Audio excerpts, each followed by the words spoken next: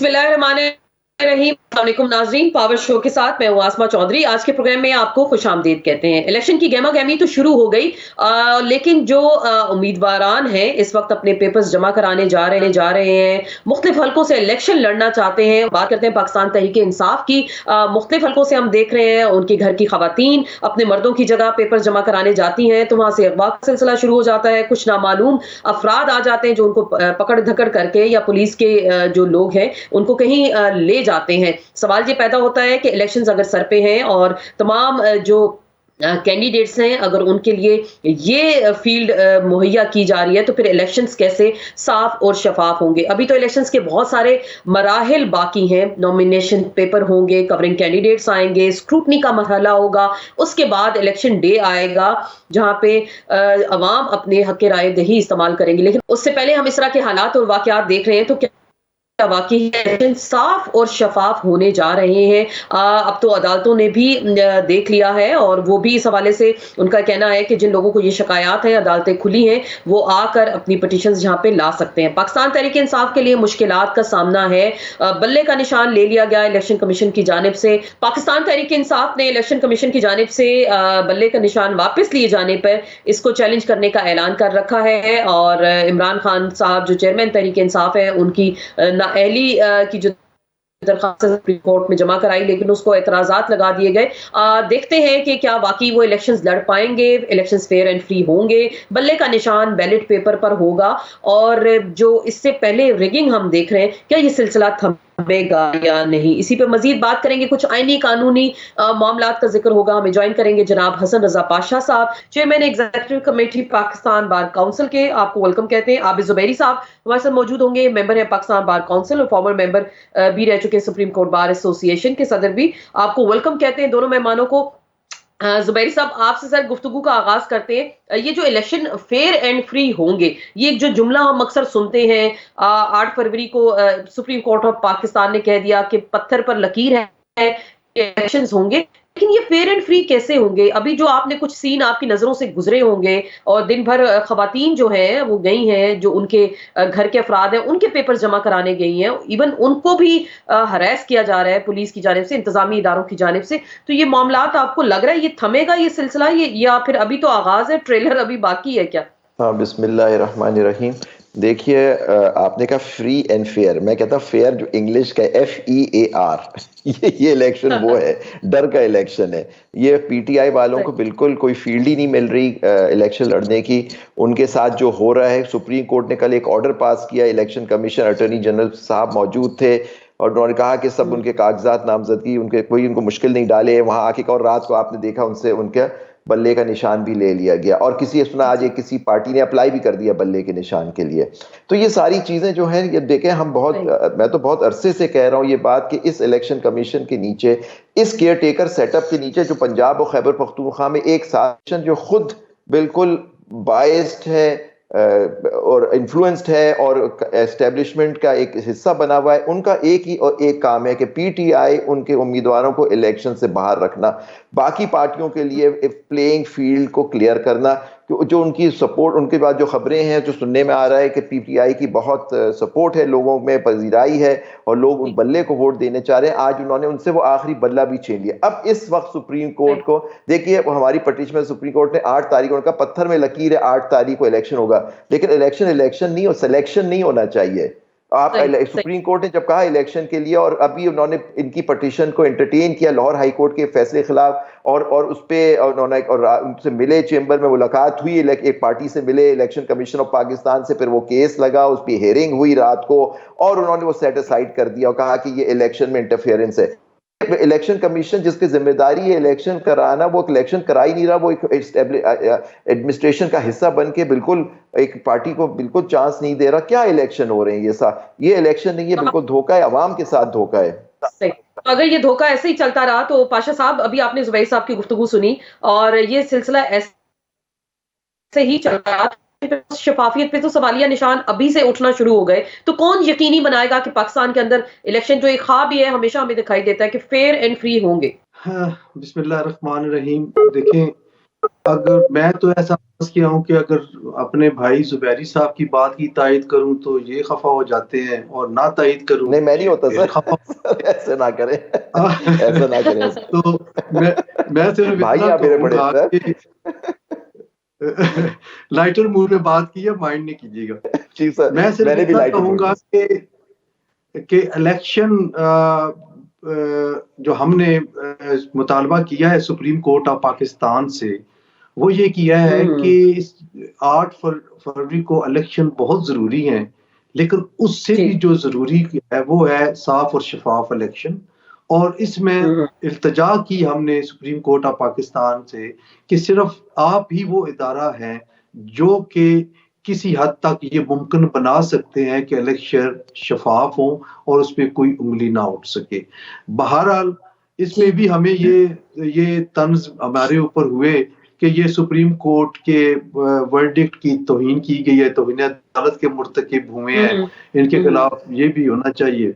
लेकिन मैं समझता हूँ कि आहिस्ता आहिस्ता हमने अपनी तारीख में एक बात रकम की, और इन अल्हम्दुलिल्लाह वो बात सही साबित हो रही है। लेकिन this is unfortunate for the Pakistan and our democratic institution, जी। जिन्होंने आगे चल के बागडोर मुल्क की संभालनी है।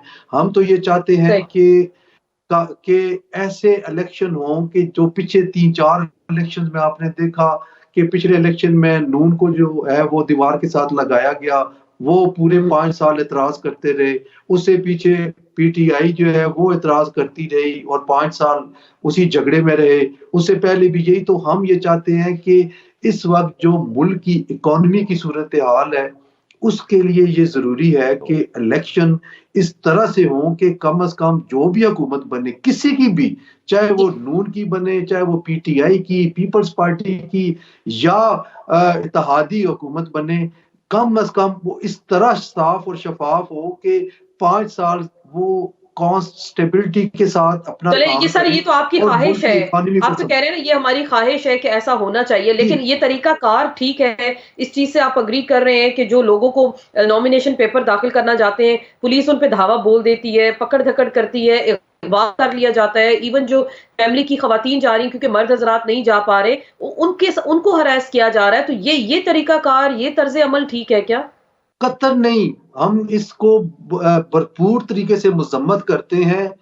कल भी हमारे एक यहाँ हमारे शहर चकवाल के एक पीटीआई के जो वकील साहब थे, सिर्फ इस वजह से उनको गिरफ्तार कर लिया गया कि वो नॉमिनेशन पेपर किसी कैंडिडेट के जी। सबमिट जी। कराने के लिए। तो ये कोई तरीका नहीं है, अच्छी बात नहीं है। अगर आप और पाकिस्तान बार कौंसिल इंशाल्लाह 26 को हम कोई इकट्ठ कर रहे हैं, लॉयर्स रिप्रेजेंटेटिव कॉन्फ्रेंस आ रहे हैं हम्म। हमारे पाकिस्तान से तमाम। तो इसमें भी हम लाए अमल जरूर ये बनाएंगे जी। कि कम से कम हमारी आवाज हम यकजुबान होके ये कह लें कि अगर साफ और शफाफ इलेक्शन नहीं होंगे तो फिर इसका फायदा कोई नहीं है इसका कराने का।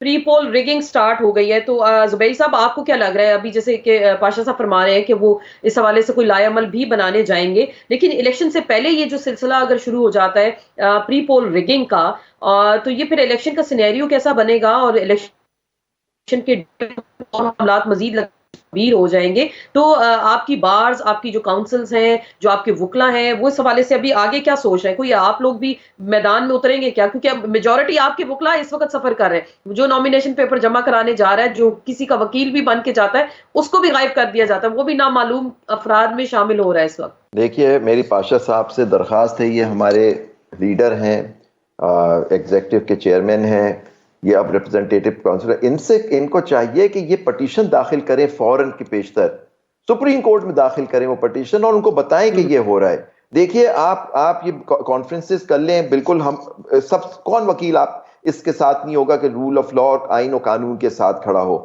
लेकिन उनका सुप्रीम कोर्ट को बताएं तो चीजें आगे। आप कह रहे हैं इलेक्शन कराओ, पहले इलेक्शन को आपने आगे कर दिया, 90 डेज में नहीं हुए, आपने 8 तारीख उनसे मफाहमत करा के प्रेसिडेंट साहब की और उनके करा दिया। लेकिन ये देखिए, अगर ये इस तरह का इलेक्शन होगा, तारीख भी उन्होंने एक पार्टी के कहने पे 2 दिन बढ़ा दी नॉमिनेशन पे, जिसको कोई मुश्किल नहीं है नॉमिनेशन। जिन लोगों को मुश्किलें हो रही है, जैसे चकवाल में एक वकील साहब को सिर्फ वो कराने जा रहे थे, उनके साथ हुआ। आज हमारे एक आमिर जलील सिद्दीकी साहब है, उनके साथ ये जानते हैं पाशा साहब को लाहौर में उनके साथ क्या हुआ। तो ये सारी चीजें हो रही है, ये कौन सी शिफाफियत? ये इलेक्शन कमीशन को नजर नहीं आ रही या उनकी मर्जी से ये हो रहा है कि एक पार्टी से रखना चाहिए? देखिए इनकी बात सही थी, वो असल में वो कंट्रोवर्शियल हो गई इनकी जो रेजोल्यूशन थी, अनफॉर्चुनेटली बिल्कुल बात सही कर रहे थे ये कि इस चीफ इलेक्शन कमिश्नर के साथ जो इसके अंदर एक साफ शफाफ इलेक्शन नहीं हो सकता। जो मैं एज अ सदर पूरे साल से कहता रहा, मैंने देखा जो इलेक्शन कमीशन पूरे खैबर पख्तूनख्वा और नेशनल इलेक्शन 90 दिन में नहीं करा सकते, वो लोग तारीख के ऊपर उन्होंने एक झगड़ा खड़ा करके वो एक इंट्रा पार्टी इलेक्शन को करके बल्ले का निशान लेके उनके लोग जमा नहीं करा सकते, जब हर तरह से अब सुप्रीम कोर्ट में कल उन्होंने अंडरटेकिंग दी है और शाम को वो ऑर्डर कर दिया। तो ये सारी चीजें, इसमें क्या इलेक्शन हो रहे हैं? ये तो मैं कह रहा हूँ सिलेक्शन हो रहा है, क्यों हम अपना पैसा जाया कर रहे हैं? जो यहाँ पावर है,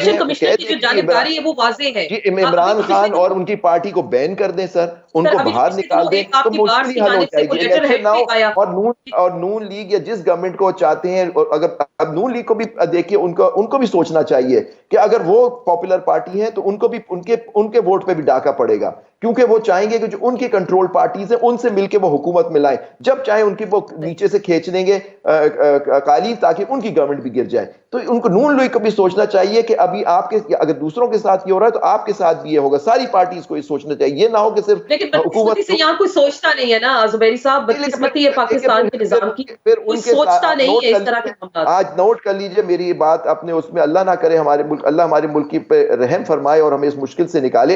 अगर उन्होंने ये बात नहीं होश के नाखून लिए तो उन लोगों के साथ भी यही हो रहा होगा जो दूसरों के साथ हो रहा है।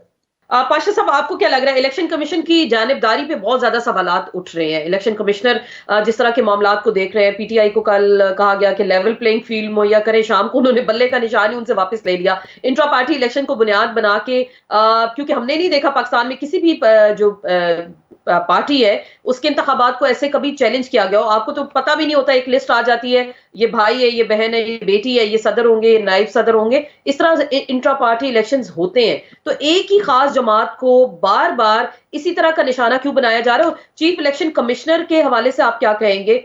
क्या वाकई पिछले दिनों जो आप लोगों की जानिब से भी शायद एक प्रेस रिलीज आई थी कि उनको ओहदे पे बरकरार रहना चाहिए, नहीं रहना चाहिए, इसकी भी कुछ वजाहत देंगे आप? अस्मा, गुजारिश ये है कि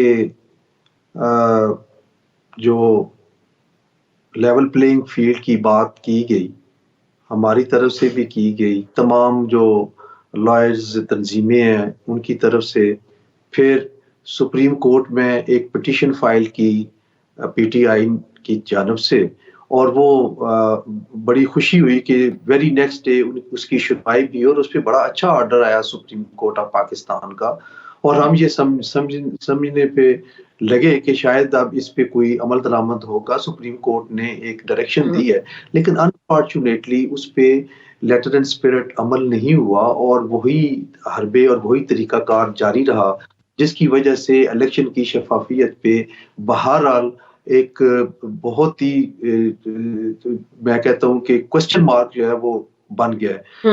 अब सोचने की बात सिर्फ इतनी है कि क्या हम इस सिनेरियो में, इन हालात में, इन ऐसे इलेक्शन के मुतहम्मल हो सकते हैं जब आप एक ऐसी पार्टी को बाहर कर रहे हैं जो कि जिसके जो दावा, मैं उनके दावे पे नहीं जाता, वो कहते हैं जी हमारी सबसे बड़ी पार्टी है, 12 करोड़ वोट है और 9 करोड़ हमारे हैं। मैं कहता हूं जी 2 करोड़ है, 1 करोड़ है वोट उनके, उसके बावजूद उनका जो बेसिक राइट है, उनके कारकुनों का जो राइट है, और उन्होंने वोट अपना पोल करना है, अपनी चॉइस के कैंडिडेट को वोट देने हैं, कम से कम वो हक उनसे नहीं छीन चाहिए और उनको आज़ादी के साथ अपना हक़ रायदही इस्तेमाल करना चाहिए। देखिए, हम कश्मीर के मामले पे हमेशा बात करते हैं कि सलामती कौंसिल की करारदाद उसके मुताबिक होना चाहिए, और जो उन्होंने हक़ रायदही कश्मीरियों को दिया, वो अगर हम एक कश्मीर के हवाले से एक हक़ रायदही की बात करते हैं तो इस जो मुल्क जो इस वक्त जो हमारा, जिसमें हमारी सॉवरेनिटी की बात है, और वहां पे हम हक़ रायदही की बात को किस तरीके से साइड लाइन कर रहे हैं, तो हमारा ये वो जो कश्मीर के इशू पे भी हमारा जो स्टैंस है उसके भी अगेंस्ट ये जाएगी। मैं इसलिए ये समझता हूँ कि सबके लिए बराबर के मौके होने चाहिए और जो बुनियादी हक है किसी का अपनी चॉइस के कैंडिडेट को वोट देने का, बिल्कुल अपनी आपने चॉइस के कैंडिडेट का खड़ा सर होने का, चीफ वो इलेक्शन नहीं कमिश्नर छीने के जाना बारे में चाहिए। क्या होना चाहिए? ये जो पिछले दिनों ये जो सर्कुलेट की गए थे, हमने कुछ पेपर्स देखे थे जिसमें कहा गया कि इनको अपने ओहदे से हटाया जाए, तो आप लोग इसकी तायीद करते हैं क्या? वो बदकिस्मती से वो उसमें मेरे ही नाम था, मैंने और मेरे जी, वाइस जी। चेयरमैन साहब ने वो किया, उस पे हमें बड़ा भुगतना पड़ा और हमें ये साजिश के ताने बाने, ये जो पीटीआई के वकला हैं, बड़ी लीडरशिप है, इन्होंने कहा जी कि ये तो खुरा नून की तरफ जा रहा है, तो मैं बड़ा परेशान हुआ। लेकिन हुँ, हुँ। हमारी परेशानी अपनी जगह पे, एक बात पर मैं बड़ा फर्म और डिटरमिन हूँ कि हमने जो बात की है उसकी सही। उसकी जो रिजल्ट्स हैं वो आने शुरू हो गए हैं और वो लोग जो यही लोग कह रहे थे कि ये टाइमिंग ठीक नहीं है, बात ठीक है। और भाई टाइमिंग क्यों नहीं ठीक? इलेक्शन से पहले हमने बात की है, कोई अगर हम इलेक्शन के बाद बात करते तो आप कहते आप उस वक्त सोए हुए थे, आपने पहले क्यों नहीं बात की? सो सही। राइटली तो हमने विसल आप ब्लोअर चाह का रहे काम हैं, आप ये समझ रहे हैं सर कि उनको अपने ओहदे पे नहीं रहना चाहिए, इलेक्शन कमिश्नर को? जी बिल्कुल, उसकी आप प्रेस रिलीज देख लेना हमारी, वो क्या है कि हमने ये मैंने तहफ़्फ़ुज़ात का देखी। इज़हार किया कि इनकी मौजूदगी में फेयर एंड फ्री इलेक्शन नहीं हो सकते। इलेक्शन ज़ुबैरी साहब, आप इस मामले में क्या कहते हैं? क्या वाक़ई चीफ इलेक्शन कमिश्नर को अपने ओहदे पे बरकरार रहना चाहिए, नहीं रहना चाहिए इन तमाम तर नाइंसाफ़ियों के बावजूद? मैं तो 1 साल से कह रहा हूँ। मैं कह रहा हूँ ये चीफ इलेक्शन कमीशन को सारे को तब्दील करना चाहिए। एक ईमानदार, एक इंडिपेंडेंट, आज़ाद इलेक्शन कमीशन होना चाहिए। मैं तो कह रहा हूँ इस आदमी ने और ये जो इनकी कमीशन है, इसने आइन तोड़ा है पाकिस्तान का। उसके खिलाफ सुप्रीम कोर्ट ने कोई एक्शन नहीं लिया। सदर के बारे में कहा गया कि सदर ने तारीख नहीं दी। इलेक्शन कमीशन ने इलेक्शन नहीं करवा के 90 दिन में आइन तोड़ दिया। कोई पूछने वाला नहीं है। आप जस्टिस अतहर मिनेल्ला का नोट पढ़ लीजिए उस इलेक्शन वाले केस में, 41 पेजेस का, वो आप पढ़िए उसके अंदर। फिर कल का नोट पढ़िए इनका, जस्टिस अतहर मिनेल्ला के जो केसेस चले कल सुप्रीम कोर्ट में, उसमें कहा कि 70-71 को नहीं भूलना चाहिए हमें। ये और इस इलेक्शन कमीशन के नीचे, इस इलेक्शन कमिश्नर साहब के नीचे फेयर इलेक्शन हो ही नहीं सकता। उसकी आंखें बंद है क्या? देख नहीं रहे कि क्या हो रहा है इस मुल्क में? आपके जो आरओज हैं वो डॉक्यूमेंट्स नहीं दे रहे। बाहर केयर टेकर सेटअप है, वो केयर टेकर सेटअप की पुलिस उनको अंदर नहीं जाएगी। किस तरह का केयर टेकर सेटअप है जिसका काम ही सिर्फ इलेक्शन कराना है? एक साल से वो हम पे मुसल्लत हैं। तो ये क्या पूरे मुल्क में आइन और कानून की धज्जियां उड़ा दी गई हैं, आइन तोड़ दिया गया है। अब मैं थोड़े से इख्तिलाफ करूंगा हसन भाई से। मैं ये कहूंगा, मैं इनकी बात से बिल्कुल तायद करता हूं कि उसको चेंज, लेकिन सुनने उसके इस आदमी के और उनके कमीशन के बदलने से कुछ नहीं होगा। जो पीछे जो कुव्वतें कंट्रोल कर रही हैं वो किसी और डमी को बिठा देंगी और वो चीज वही होगी जो हो रही है। जुबैरी साहब, अगर एक नाम और भी ले लें तो आपकी मेहरबानी होगी। वो आपने किसका सर? सदर मुमलिकत का नाम नहीं लिया। सदर मुमलिकत वो है जिन्होंने सब क्लास 5 आर्टिकल 48 जी के बिल्कुल, तहत मैंने कहा था सर आदि मौसरा की, बिल्कुल सही, I agree with you sir. उन्होंने 48 को तारीख देनी चाहिए। जिम्मेदारी थी। बिल्कुल सर। तो लेकिन अगर बिल फर्ज आप सर हमें जरा ये समझाइएगा, पाशा साहब आपसे जानना चाहूंगी कि अगर ये अपने ओहदे पे इस वक्त नहीं रहते या ऐसी ये मुतालबा जोर पकड़ जाता है, तो फिर क्या कोई कायम मकाम चीफ इलेक्शन कमिश्नर की गुंजाइश होगी कि वो आए और मामलात को आगे चलाएं? Asma, article 217 of the constitution that is very clear. उसमें जो किसी भी सूरत में अगर इलेक्शन कमीशन नहीं होता, फारिग हो जाते हैं, तो फिर जो सीनियर मोस्ट इलेक्शन कमीशन का मेंबर इलेक्शन कमिश्नर बनाया जाता है और वो उसके पास तमाम इख्तियारात मौजूद होते हैं जो कि चीफ इलेक्शन कमिश्नर के होते हैं।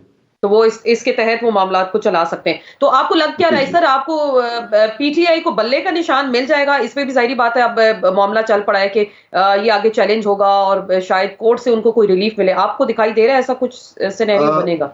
देखिए, असूली तौर पे तो बल्ले का निशान तहरीक इंसाफ को ही मिलना चाहिए। अब टेक्निकलिटीज में आके इंट्रा पार्टी इलेक्शन उनके सेट असाइड कर दिए गए और बल्ले का निशान उनसे ले लिया गया। लास्ट जो डेट है अलॉटमेंट ऑफ इलेक्शन सिंबल, वो आई थिंक 13 जनवरी है। अगर तो पीटीआई 13 जी जी अगर जी तो बिल्कुल यही डेट है। जी जी बिल्कुल पीटीआई 13 जनवरी से पहले कोर्ट से कोई रिलीफ ले लेती है तो फिर तो मिल जाएगा, अगर नहीं ले तो फिर मुश्किल हो जाएगा पीटीआई के लिए। फिर इनको ठीक। डिफरेंट सिंबल पे मुख्तलिफ हलकों में लड़ना पड़ेगा, जो कि वाकई प्रैक्टिकली अगर देखा जाए तो उनके लिए काफी मुश्किलात होंगी।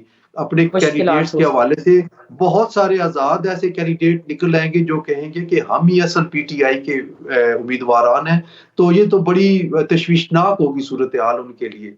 सूरत हाल हो मुश्किल सूरत हाल हो जाएगी। ज़ुबैरी साहब आप क्या देख रहे हैं? क्योंकि हमने देखा कुछ लोग जो नॉमिनेशन पेपर्स फाइल करने गए, तो उन्हें कहा गया फलां बैंक में चले जाएँ, वहाँ चालान जमा कराएँ। कुछ ने कहा कि जी जो अमला था, उन्होंने कहा जी आपके कागज़ात हमने मंज़ूर कर लिए, जमा कर लिए, तुम्हारी नौकरी चली जाएगी। मामलात इस हद तक गंभीर हैं, तो अभी तो आगे कवरिंग कैंडिडेट्स आने हैं, आगे ज़ाहिर बात है इलेक्शन डे आना है, सारी चीज़ें आएँगी और अभी से ये सब कुछ हो किसके कहने पे हो रहा है? आपको कुछ लग रहा है? कोई ख़ास इंस्ट्रक्शंस तो होंगी, इसमें ज़ाहिर बात है इंतज़ामिया के ज़ेर असर है। देखिए पुनीत है बिल्कुल है, क्या निगरान बिल्कुल। हुकूमत उनको ये इंस्ट्रक्शंस जारी कर रही है? नहीं, निगरान हुकूमत की भी कोई देखिए हमारी यहाँ जो कुव्वतें मैटर करती हैं उसमें निगरान हुकूमत भी उसका हिस्सा है। मतलब कि वो जो पीछे से कंट्रोल करने वाली एस्टेब्लिशमेंट है वो ये करवा रही है, वो ये सब उनके मोहरे हैं, ये सब उनके कहने पे ये उनके हुक्म बजाने के लिए बैठे हुए हैं। उधर से हुक्म कहीं से आता है, फिर ये रिमोट कंट्रोल्ड हैं, इनको रिमोट कंट्रोल किया जा रहा है, इनसे कहा जा रहा है ये अब वो देखिए वो अमला डीसी वगैरह बैठे हुए हैं, उनसे कहा जा रहा है वो जो उनके नीचे स्टाफ है कि जी आप एक्सेप्ट ना करें, अगर वो करते हैं तो उनको पता नहीं उठा के कहीं उनकी पोस्टिंग्स इधर हो जाएंगी उधर हो जाएंगी, उनके साथ उनको उनके ऊपर पर्चे हो जाएंगे, पता नहीं उनको हर तरह से ब्यूरोक्रेट्स को तो तंग किया जाता है। जब भी हमेशा रिक्वेस्ट ठीक। दरखास्त होती थी कि जुडिशरी के अंदर कराया जाए, लेकिन फिर वो भी जुडिशरी ने जजेस ने इस दफा नहीं दिए जजेस। लेकिन अगर इस इंतजामिया जो बिल्कुल बाइस्ड है इसके तहत क्या इंसाफ होगा? चले इलेक्शन हो भी जाता है, रिजल्ट भी तो इन्होंने अनाउंस करने ना इन्हीं लोगों ने अपने जी, हलकों जी, में, बिल्कुल। तो फिर इनसे क्या उम्मीद है कि मैं और आप किसी को भी वोट दे दें, वो तो पर्ची पे लिख के दे देंगे कि ये आदमी जीत गया, वहां से मैं और आप चैलेंज करते रहेंगे, 5 साल तक केस चलेगा। तो देखिए ये सिर्फ इलेक्शन ही वोट डालना नहीं होता, हमारा वोट काउंट होना चाहिए, जिसको हम वोट दें वही अगर उसने अक्सरियत हासिल की बिल्कुल, फर्स्ट पास द पोस्ट तो वो उसको डिक्लेयर होना चाहिए। लेकिन आप लिख लें वो डिक्लेयर नहीं होगा, ये अगर फर्ज करें ये डिक्लेयर नहीं होगा, जो मर्जी के कैंडिडेट होंगे उन्हीं को जितवाया जाएगा और गवर्नमेंट बनाई जाएगी इस तरह से। और अपने मनपसंद नताइज लाएंगे। पाशा साहब आपको दिखाई दे रहा हमारे है मुल्क में होता है, 70 के इलेक्शन के बाद यही ऐसा ही होता हो रहा है, कौन सा इलेक्शन सही आज तक कबूल किया गया इस मुल्क में? बिल्कुल ऐसा ही और हमेशा मुतनाज़ा इलेक्शंस ही पाकिस्तान की तारीख ने और देखे। 70 के पाशा इलेक्शन में साहब जो एक इलेक्शन हुआ उसमें मेजॉरिटी पार्टी को गवर्नमेंट नहीं दी गई। तो पाशा साहब इमरान खान और मियां नवाज शरीफ आपको ये इलेक्शन लड़ते हुए दिखाई दे एली का शिकार है इस वक्त? जहां तक तो मियां नवाज शरीफ साहब का तल्लक है, उनको तो मैं इलेक्शन लड़ते हुए देख रहा हूँ, लेकिन इमरान खान साहब शायद इलेक्शन ना लड़ सके, जो मेरी है, मे भी मैं गलत हूँ, लेकिन जो सूरत हाल नजर आ रही है आपको उससे तो लगेगा कि यही कोई रिलीफ मिल सकता है? असमा ता याद नयाली भी इसी तरीके से हुई थी जिस तरीके से अभी सारे मामला चल रहे हैं, वो भी मैं समझता हूँ कि उनके साथ ज्यादती हुई। 62(1)(f में कहीं भी ता याद नयाली का जिक्र ही नहीं है, और उस वक्त के सुप्रीम कोर्ट के 5 रुकनी बेंच ने उसकी तशरीह करते हुए कहा कि जी कि ये लाइफ टाइम है, ना उस वक्त आइन की किसी शिक में और ना ही इलेक्शन एक्ट की किसी सेक्शन में ये था कि लाइफ टाइम नयाली होगी। अब चूंकि इलेक्शन एक्ट 2017 में अमेंडमेंट आ गई और उन्होंने 5 साल मैक्सिमम की, जो हाँ बिल्कुल नयाली है वो 5 साल लिखी, लेकिन इसका फायदा भी डायरेक्टली अभी मियां साहब को नहीं मिलेगा। इनको लामहला तौर पे 2 तारीख को जो केसेस रखे हैं उसमें, या फिर इनकी अपनी का अगर कोई इलेक्शन पिटीशन की सूरत में या कोई एतराजात मुस्तरद होने की सूरत में जो मामला सुप्रीम कोर्ट पे जाएगा तो उसमें सेटल डाउन हो जाएगा। आपको लग रहा है रिलीफ? जुबैरी साहब आपकी राय इस पे क्या है? खान साहब और मियां साहब इलेक्शन लड़ेंगे? देखिए मियां साहब के लिए तो मुश्किल है, क्योंकि माशाल्लाह वो हर इस्लामाबाद हाई कोर्ट ने अपना रिकॉर्ड बरकरार रखते हुए उनको उनके जो उन्होंने कन्विक्शन उन्होंने कहा इसको सेट असाइड करते वो भी उनकी डिसमिस कर दी। तो अब उनके ऊपर है, उनके वकला के ऊपर है कि वो जाए तोशा खाना में सुप्रीम कोर्ट में और कहें कि जी उनकी सेंटेंस तो आपने यानी सजा तो सस्पेंड की हुई है आपने, लेकिन उनकी कन्विक्शन को भी सस्पेंड कर दें तो फिर मुमकिन होगा, वरना वो 63(1)H के जिम्मे में आ जाएंगे कि वो 3 साल की सजा हुई भी है और 5 साल का वो उसमें वो है पीरियड दिया हुआ है, और मॉरल टर्पिट्यूड के उसमें आएंगे कि जी इनको सजा हुई है इसलिए ये नाअहल है। क्योंकि देखिए एक नोटिफिकेशन है उसके सजा के बाद इलेक्शन कमीशन का, जिन्होंने उनको 5 साल के लिए नाअहल करार दिया था आपके, वो नोटिफिकेशन अभी मौजूद है फीड में, जब तक वो सेटिस्फाइड नहीं होता उनके मियां साहब के लिए तो सारी चीजें माशाल्लाह से क्लियर हैं, और 2 तारीख को सुप्रीम कोर्ट अपना नहीं जी बिल्कुल क्लियर है, वो तो पहले ही लग रहा था जो सिस्टम जब वो आ गए पाकिस्तान में तो उससे इस तरह के वो अब इलेक्शन लड़ेंगे भी, और हो सकता है गवर्नमेंट भी वही जवाब गवर्नमेंट बनाए जी। और इसलिए क्योंकि 2 तारीख को सुप्रीम कोर्ट वो जो पुरानी जजमेंट है वो सब सेट असाइड, उम्मीद यही है कि वो कर देगी जी। वेलकम कहते हैं, हमारे साथ मौजूद होंगे जनाब माजिद निजामी साहब, सीनियर सहाफी हैं, सीनियर तज्जियाकार हैं, आपको वेलकम कहते हैं। सरवर बारी साहब हमारे साथ मौजूद होंगे, सरबराह है पतन के, और पाकिस्तान में जितने भी इलेक्शंस अब तक हुए आपने एज एन ऑब्जर्वर बड़े क्लोजली इन चीजों को मॉनिटर किया है। दोनों मेहमानों को वेलकम कहते हैं। माजिद साहब आपसे गुफ्तगू का आगाज करते हैं। इलेक्शंस तो फाइनली होने जा रहे हैं, लेकिन इलेक्शन से पहले जो माहौल इस वक्त बना है, आप देख रहे हैं सारी सूरत हाल को, पंजाब के अंदर की सिचुएशन को आप कैसे देखते हैं, खुसूसन लाहौर के जो बड़े हलके हैं उसको आप कैसे एनालाइज कर रहे हैं? स्पेशली हमने देखा सनम जावेद बामुकाबला मरियम नवाज होंगी, मियां साहब भी इलेक्शन लड़ने जा रहे हैं, तो आप लाहौर के जो चीजा हलके हैं उनके बारे में हमें बता सकते हैं कि कितना दिलचस्प यहाँ पे मार्का होने जा रहा है? जी बहुत शुक्रिया चौधरी साहिबा। अभी तक की सूरत हाल में मामला ज्यादा तो धांधली की तरफ जाता नजर आ रहा है। उसकी वजह यह है कि इलेक्शन कंटेस्ट करने वाले उम्मीदवारों को मुनसिफाना मौके फराहम नहीं किए जा रहे, और ये हमारे सामने है, मीडिया पर भी रिपोर्ट हो रहा है। अगरचे पहले तारीख में अगर हम देखें तो ऐसे होता था कि कागजात नामजदगी पर कोई एतराज किया जाता था, उनको मुस्तरद किया जाता था, लेकिन इस मरतबा ये ऐसे किया जा रहा है कि कागजात नामजदगी ही जमा नहीं करवाने दिए जा रहे। मैं समझता हूँ कि इलेक्शन कमीशन को अपनी गैर जानिबदाराना हैसियत को बहाल रखने के लिए इस पर किसी एक्शन की जरूरत है। जहां पर मामला है लाहौर के हलकों का, तो वहां पर हमारे पास काफी इंटरेस्टिंग फाइट्स सामने आ रही हैं। 1 से 2 दिन के अंदर जब कागजात नामजदगी का मरहला मुकम्मल हो जाएगा तो उसके बाद इस हवाले से कंफर्म न्यूज हमारे सामने होगी। अभी तक के जो मामलात हैं उनके अंदर मरियम नवाज जिस हल्के से लड़ रही हैं, उसी हल्के से अलीम खान ने भी अपने कागजात नामजदगी जमा कराए हैं। तो यहाँ पर इस्तेहकाम पाकिस्तान पार्टी और मुस्लिम लीग नून के अंदर भी कोई सीट एडजस्टमेंट होने की तवक्को है। इसके साथ साथ बिलावल भुट्टो जरदारी ने भी लाहौर में इलेक्शन लड़ने का ऐलान किया है, और ये वो सीट है कि जो इससे पहले तहरीक इंसाफ के शफकत महमूद की थी और उससे पहले उमर सुहेल भट्ट की थी। तो इस सीट के ऊपर भी एक इंटरेस्टिंग मुकाबला देखने में आ सकता है। उसकी वजह यह कि यहाँ से सलमान अकरम राजा का नाम आ रहा है तहरीक इंसाफ से, जो कि बड़े मशहूर सुप्रीम कोर्ट के वकील हैं जी जी। अगर ये भी होंगे, बिलावल भुट्टो भी होंगे, तो साथ मुस्लिम लीग नून के भी जो उम्मीदवार होंगे, तो ये 3 वे फाइट बड़ी इंटरेस्टिंग हो सकती है।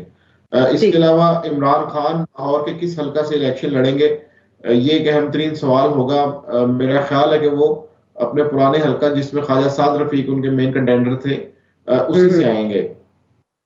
तो मियां नवाज शरीफ का जो हल्का है उस पे अभी देखने की जरूरत यह है कि क्या वहां से डॉक्टर यास्मीन राशिद के कागजात नामजदगी वहां पहुंच पाते हैं, या रास्ते में ही वो कहीं आगे पीछे हो जाएंगे। तो वो ये देखना है कि वहां पर तहरीक इंसाफ का कौन सा ऐसा कैंडिडेट है। लाहौर में तहरीक इंसाफ के लिए एक मुश्किल ये भी है कि जिन लोगों को उन्होंने टिकट्स देने थे, क्या उनके कागजात नामजदगी मंजूर हो पाएंगे या नहीं हो पाएंगे, ये एक सवालिया निशान है।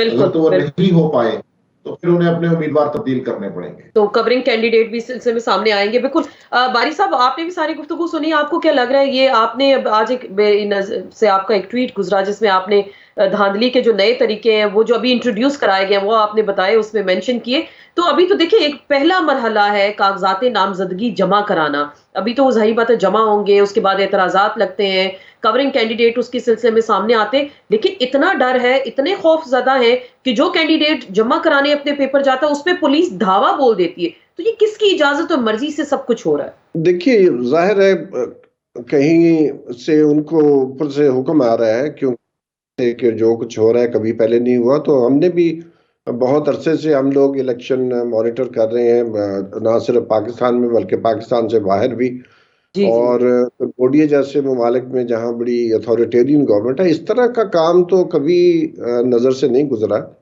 जो अभी हो रहा है। मतलब ये धांधली नहीं है, ये धांधला भी नहीं है, ये तो बिल्कुल ही कानून की धज्जियां बखेरी जा रही हैं। हालांकि सुप्रीम कोर्ट का हुक्म 2 दफा आ चुका है, लेकिन जी जी अगर उस भी अमल दरामद नहीं किया जा रहा तो इसका मतलब ये है कि कोई और अदारा तो है। ये तो नहीं हो सकता कि एक हम्म सूबे का जो आईजी है या चीफ सेक्रेटरी है वो अपनी मर्जी से ये सब कुछ कर रहा हो। कहीं ना कहीं से जो है अहकामात आ रहे हैं। लेकिन ये इलेक्शन को देखें, पाकिस्तान में और दुनिया के बहुत सारे ममालिक में ये रहा है कि अगर इलेक्शन जो है वो किसी पार्टी को, जो सबसे बड़ी पार्टी है और या hmm, one of the most popular parties है, तो जी अगर उनको इलेक्शन में हिस्सा नहीं लेने देंगे। कल देखें जब बैट का निशान जो है गया है तो उसके बाद अगर हम्म आप ट्वीट्स जो हैं उनको देखें तो उसमें जो गुस्सा है, जो हम्म, पीटीआई के हामी हैं या इवन इंडिपेंडेंट जो ऑब्जर्वर्स हैं जो ट्वीट करते हैं, यूज करते हैं एक्स प्लेटफॉर्म को, उनमें गुस्से का दर्जा हरारत है वो बहुत ऊपर चला गया है। तो मैं सही। ये, मुझे डर ये है कि जैसे माजी में होता रहा है पाकिस्तान में कि केओस पैदा होता है इसकी वजह से, और एक दफा तो हमारा मुल्क टूट भी चुका है। तो कल इसकी मिसाल आपको याद है जस्टिस अदर मिलल्ला ने भी दी कि 1970-71 77 वाले हालात हो रहे हैं इस वक्त। जी, तो 77 में जब बड़ी धांधली की गई थी तो आपको पता है पीएनए की बहुत बड़ी तहरीक चली थी, मार्शल लॉ लग गया था। तो ये बड़ी ही खौफनाक सूरत हाल है और मैं समझता हूँ कि हमें मीडिया को और सिविल सोसाइटी को, इलेक्शन ऑब्जर्वेशन ग्रुप्स को ये एक नैरेटिव। लेकिन देखिए अगर इलेक्शन कमीशन पे इस तरह के सवालात उठ रहे हैं तो इलेक्शन कमीशन तो जाहिर बात है, अभी जैसे निजामी साहब भी कह रहे थे कि अपनी गैर जानिबदार होने की हैसियत को जो है वो साबित करे। लेकिन यहाँ लगता कुछ ऐसे नहीं है कि इलेक्शन कमीशन की मर्जी भी इसमें शायद शामिल है।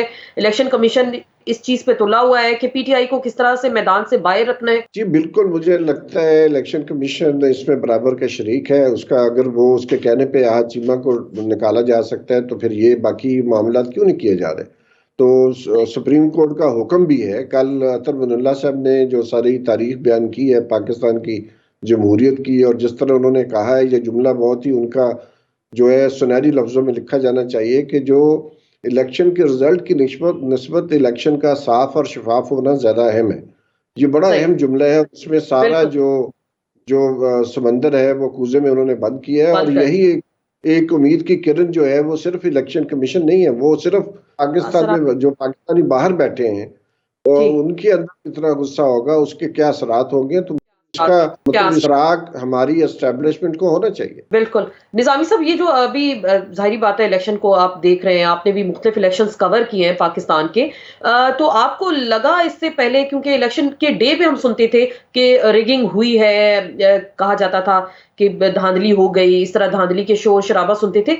इस तरह का मंजर अभी कभी आपने पहले देखा कि पहले से ही पकड़ धकड़ का सिलसिला शुरू हो जाए, पहले से ही लोगों पे धावा बोल दिया जाए, उन पे जमीन इतनी तंग कर दी जाए। मैंने देखा मुख्तलिफ खवातीन है, उस्मान डार की वालदा हैं, चौधरी शुजात हुसैन, उनकी बहनें हैं, वो गई हैं, वो दफातर के बाहर बैठ गई हैं, उनके पर्स को वहां से छीन लिया गया, साथ जो लोग आए उनको अगवा कर लिया गया। तो इस तरह के पहले हालात कभी आपने देखे क्या? जी, मैं समझता हूं कि अभी सोशल मीडिया के दौर में और अवाम में शऊर में इजाफे के बाद ऐसा मुमकिन नहीं है कि इलेक्शन डे पे चीज़ों को मैनेज किया जाए। तो इसलिए जो लोग भी इलेक्शन के काम कर रहे हैं उनका ये ख्याल है कि अब तकरीबन 70 से 80% जो धांधली है वो इलेक्शन डे से पहले ही की जाती है। और उसका पहला और बुनियादी असूल ये होता है कि आप हल्का बंदियों को ऐसे बनाते हैं कि उससे हल्के डिस्टर्ब हो जाते हैं। यहाँ से लेके पोलिंग डे जब आप पहुंचते हैं तो आप तकरीबन 70 से 80% इलेक्शन जीत चुके होते हैं। इसलिए मैं ये समझता हूं कि ये मामला अब इलेक्शन डे से आगे निकल गया है, क्योंकि लास्ट टाइम हमने देखा कि आरटीएस के हवाले से बड़ी शिकायत आई और 2013 के अंदर इसे आरओ इलेक्शन कहा गया। तो अब ऐसा लग रहा है कि ये सारी तैयारियां, कौन सा धड़ा कहाँ जाएगा, कौन सा उम्मीदवार किस जमात में होना चाहिए, किस में नहीं होना चाहिए, किसके कागजात नामजदगी ही जमा नहीं होने चाहिए। तो ये सारी चीजें मेरा ख्याल है कि धांधली की जितनी भी अकसाम है वो अपडेट होती रहती हैं। आपको लग रहा है मैच फिक्स है? मुझे ऐसे लगता है कि जब तहरीक इंसाफ ने परफॉर्म करना है तो उन्हें बहुत ज्यादा मेहनत की जरूरत पड़ेगी। उसकी वजह यह है कि रियासत जो है वो उसका मूड ऐसा लग रहा है कि वो तहरीक इंसाफ को सामने नहीं आने देना चाहते। तो जब आप रियासती इदारों की जानिब से एक मुखालफत लेके चल रहे हो तो मेरा ख्याल है कि जब आप ग्राउंड में आएंगे तो आप ऑलरेडी मैच काफी हद तक हार चुके होते हैं। पाकिस्तान में अभी तक ऐसे गैर मुतवक्को हालात सामने नहीं आए कि हम ये तवक्को करें कि इलेक्शन डे के ऊपर कोई अवाम का जम्मे गफीर निकलेगा। अभी वैसे भी तकरीबन 50 एक दिन है, सूरत हाल बदलने का पता नहीं चलता, लेकिन अभी तक ऐसे हालात नहीं है कि हम ये कह सकें कि इलेक्शन डे पर पोलिंग का रश इतना होगा या टर्नआउट इतना ज्यादा होगा कि मामलात इलेक्शन कमीशन के हाथ से या दूसरे इदारों के हाथ से निकल जाएंगे। तो अगर ऐसा नहीं होता तो बहरहाल तहरीक इंसाफ तो मुश्किल में है और वो शायद इतना बेहतर परफॉर्म ना कर पाए। आपको लग रहा है ऐसा बेहतर परफॉर्म नहीं कर पाए? लेकिन अगर देखिए बिलफर्ज उनके जो कैंडिडेट्स हैं, अभी तो मेजोरिटी वुकला को सामने लाया जा रहा है और उनके नॉमिनेशन पेपर्स भी इस तरह से नहीं फाइल हो पा रहे। कुछ फिर खवातीन हैं, उनको सामने लाया जा रहा है। अगर ये लोग भी बिलफर्ज इन पे भी ऑब्जेक्शंस आ जाते हैं तो जो कवरिंग कैंडिडेट्स होंगे, क्या बाकी उनके लिए भी इतनी जमीन हमवार होगी कि वो भी खुल के इलेक्शन के मैदान में हिस्सा ले सकते हैं? मुझे तो लगता है जी कि इलेक्शन डे तक ये तहरीक इंसाफ की मुश्किलात में कमी नहीं होगी और बुनियादी तौर पर जो फिजा है वो ऐसी कायम की जाएगी कि जिसके अंदर खौफ का अंसर बहुत ज्यादा बढ़ जाए। और जब खौफ आता है तो उसके साथ नाउम्मीदी भी आती है। तो जब खौफ और नाउम्मीदी मिल जाते हैं तो फिर किसी भी चीज को नामुमकिन करना या मुमकिन करना जाता है। जब और नाउम्मीदी की सूरत हाल बढ़ जाएगी तो मैं नहीं समझता कि कोई तहरीक इंसाफ बेहतर परफॉर्म कर पाएगी। आपको लग रहा है बेहतर परफॉर्म नहीं कर पाएगी? बारिश साहब, ये जो खौफ और नाउम्मीदी की बात कर रहे हैं, तो क्या इस तरह का माहौल अगर इलेक्शन से पहले क्रिएट कर दिया जाता है तो आपको लग रहा है कि वोटर टर्नआउट कम होगा? बिलफर्ज अगर लोग उस दिन निकल आते हैं, मेजॉरिटी निकल आते हैं, लोग इतने अपसेट, अभी जैसे आपने कहा लोगों का गुस्सा आपने देखा सोशल मीडिया पे जिस तरह से लोग निकाल रहे हैं, अगर बिलफर्ज उस दिन वोटर टर्नआउट ज्यादा रहता है, लोग निकल आते हैं वोट करने के लिए, तो फिर क्या सिचुएशन को संभाल लेंगे? क्योंकि प्री पोल रिगिंग की जो मामला पहले से भी हमने देखे, और उस इलेक्शन डे वाले दिन को इस चीजों को संभाल सकेंगे क्या जो इलेक्शन को मैनेज कर रहे हैं इस वक्त? देखिए, मेरी नज़र में ये इलेक्शन अभी 50 दिन तकरीबन बाकी हैं और ये बड़ा अरसा होता है और मेरी नज़र में ये इतना आसान नहीं होगा क्योंकि जूं इलेक्शन कैंपेन मोमेंटम पकड़ेगी, क्योंकि सारी जमातों ने इलेक्शन के मैदान में उतरना है और जब ये कागजात नामजदगी हो जाएंगे तो इस चीज़ का काफ़ी इम्कान है। मैं नज़ामी साहब से मुत्तफिक नहीं हूँ इस हवाले से। मेरा अपना ख्याल है कि इस सारी जो कोशिशें हो रही हैं कि खौफ पैदा किया जाए और नाउमीदी पैदा की जाए, उस हवाले से तो नज़ामी साहब की ऑब्जर्वेशन सही है। लेकिन अगर हम ये देखें कि इस खौफ पैदा करने का जो मामला है ये बिल्कुल ऐसे ही है, मैं समझता हूँ जैसे आप मिसाल बनती तो नहीं है लेकिन समझाने के लिए यही है, जैसे आप देखिए कि इजराइल बहुत बड़ी ताकत है, लेकिन ये कि जो उसकी ताकत और उसके साथ जो मगरबी दुनिया सारी उसके साथ थी, वो आप पहले हफ्ते में देखें और अब देखें, there is a complete change. तो इसी तरह मैं समझता हूँ कि पाकिस्तान में भी माजी में ऐसा होता रहा है कि जब इंतजामिया ने कोशिश की है कि किसी पार्टी को शिकस्त देने की कोशिश की, जैसे 88 में हुआ था कि आई गई, पैसे तकसीम किए गए, उस वक्त तो ISI का रोल किसी से ढका छुपा नहीं था, खुला सब कुछ हो रहा था। ये स्केल, क्योंकि इस वक्त स्केल बहुत बड़ा है, वो स्केल छोटा था और इस तरह के वो भी नहीं थे। लेकिन अब तो जो कारकुनों के अंदर और वोटर्स के जो डबल चीज है, एक तो PTI के लिए मोहब्बत और दूसरी जो PDM की हुकूमत रही है उससे एक नफरत का एलिमेंट है जो कि 88 में PMLN किया था।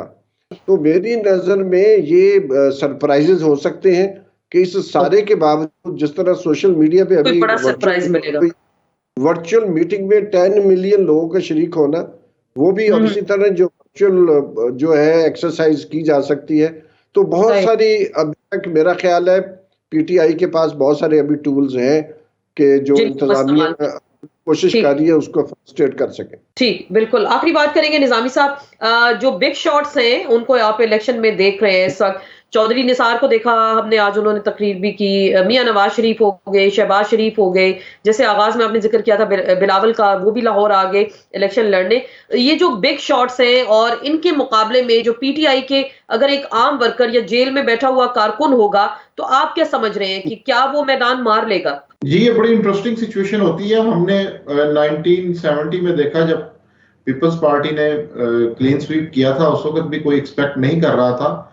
तो मैं ये समझता हूँ कि इस टाइम तहरीक इंसाफ की जो इलेक्शन कैंपेन है वो लीडर्स के ऊपर या उनकी सूबाई और मरकजी क़यादत पर डिपेंड नहीं कर रही। तहरीक इंसाफ की जो इस टाइम इलेक्शन कैंपेन है वो उनके कारकुन चला रहे हैं और वही पार्टी को लीड कर रहे हैं, और वो सिर्फ ये चाहते हैं कि वो 8 फरवरी तक सरवाइव कर लें ताकि फिर उस दिन वो अपना फैसला कौन किरदार अदा करें। तो ये बड़ी इंटरेस्टिंग सिचुएशन होगी। उसकी वजह ये कि पीटीआई की तरफ से नाम मैटर नहीं करेंगे, पीटीआई की तरफ से उनका वोटर मैटर करेगा। बिल्कुल। आखिरी बात बारी साहब, आपने वो जो धांधली के वो जो आपने कहा ना नए 10 तरीके जो बता दिए, लोगों को पहले से खौफजदा करना, लोगों के कागजात को छीन लेना ताकि दिल गुर्दे वाले लोगों का काम है कि वो इस तरह के जबर को बर्दाश्त कर सके। तो ये तो 10 तरीके, मजीद और भी तरीके वो भी आप हमारी नाजरीन के साथ शेयर कर सकते हैं क्या? जी देखिए, पहले एक बात तो ये है कि अभी तो कागजात नामजदगी जमा करवाने की इजाज़त नहीं दी जा रही। नेशनल बैंक जहाँ पर आपने पैसे जमा करवाने हैं, अगर आप कौमी असम्बली सूबाई असम्बली के लिए जो फीस होती है वो है, आपने बैंक अकाउंट बताना है, उनके कागजात नामजदगी फाड़े जा रहे हैं। लेकिन ये कि अब किसी को क्या पता और कौन से कैंडिडेट हैं जो कवरिंग कैंडिडेट के तौर पर इमर्ज होंगे, तो वो स्क्रूटनी के वक्त एक नया कत्लेआम होगा। क्योंकि वो जो है स्क्रूटनी के वक्त भी नजर रखना मीडिया का और इलेक्शन ऑब्जर्वेशन ग्रुप्स का बहुत अहम रोल होगा कि स्क्रूटनी में क्या क्या जो है तरीके अख्तियार किए जाएंगे कैंडिडेट्स को जो नॉकआउट करने के लिए। लेकिन ये कि ये कोई दुनिया की कोई रियासत, हमें तारीख यही बताती है, आवाम को शिकस्त देने में कामयाब नहीं हुई, चाहे वो अमेरिका की सुपर पावर हो और दुनिया की सबसे एडवांस जो जिनके पास ना वर्दी है, ना टैंक है, ना कुछ और था, उन्होंने शिकस्त दे दी क्योंकि वो मकसद उनका बेहतर था। इसी तरह वियतनाम की बात हम करें या शहनशाह ईरान की बात। जी, निज़ामी साहब जरा जाते जाते हमें ये बताइएगा, चौधरी निसार को आप कैसे देख रहे हैं? इस बार उन्होंने अपनी बड़ी दिलचस्प तकरीर उन्होंने की, उन्होंने कहा कि जी जीप का निशान नहीं है, वो कैसे आपको लग रहा है सरवाइव कर पाएंगे? मेरा ख्याल है जी कि चौधरी निसार के लिए इस वक्त कम बैक करना थोड़ा सा मुश्किल इसलिए भी होगा कि वहां पर तहरीक इंसाफ का अगर कैंडिडेट मौजूद होता है फिर ये मुकाबला ज्यादा पेचीदा और सख्त हो जाएगा। अगर तहरीक इंसाफ वहां पर नहीं होती तो फिर हम ये 1-to-1 मुकाबला देख सकते हैं। उसकी वजह ये है कि पिछली दफा भी चौधरी निसार चूंकि आजाद हैसियत में आए थे तो वो कामयाब नहीं हो सके। उसकी तरफ उन्होंने इशारा जरूर किया है कि उस वक्त कोई साजिश हो गई थी, लेकिन अभी मैं समझता हूँ 3-वे फाइट हो गई थी चौधरी निसार के लिए, हल्का निकालना थोड़ा सा मुश्किल हो जाएगा, मुश्किल लग रहा है। और शेख रशीद के लिए कैसा देख रहे हैं? जी वो अभी तो मेरा ख्याल है कि उनके पेपर्स और नॉमिनेशन वगैरह जब सारी हतमी चीजें सामने आएंगी और उनकी इलेक्शन कैंपेन चलेगी तो उस वक्त पता चलेगा, वहां पे हो सकता है टफ कॉन्टेस्ट हो।